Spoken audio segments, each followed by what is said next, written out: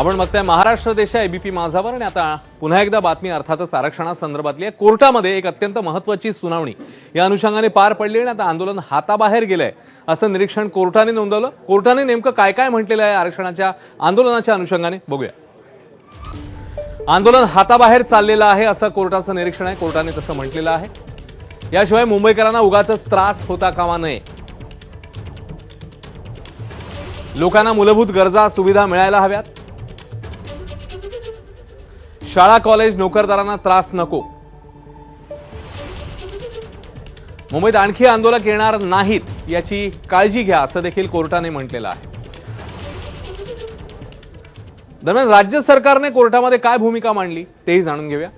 हमी देऊनही जरांगेंनी आंदोलनाचे नियम पाळले नाहीयेत असं राज्य सरकारने कोर्टामध्ये सांगितलंय। तर कोर्टाच्या आदेशानुसार आंदोलनाला केवळ एकच दिवसाची परवानगी आहे। 30 आणि 31 ऑगस्टचं आंदोलन परवानगी विना करण्यात आलं असंही कोर्टामध्ये राज्य सरकारने म्हटलेलं आहे। तशी भूमिका मांडलेली आहे। 5000 आंदोलकांची मर्यादा देखील ओलांडण्यात आली असंही कोर्टामध्ये सांगण्यात आलंय। आंदोलन पूर्वनियोजित आहे। आंदोलक ऐन गणपतीत मुंबईत आले आहेत।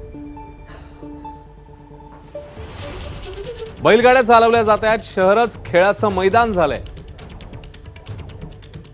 असंही राज्य सरकारच्या वतीने सांगण्यात आलंय।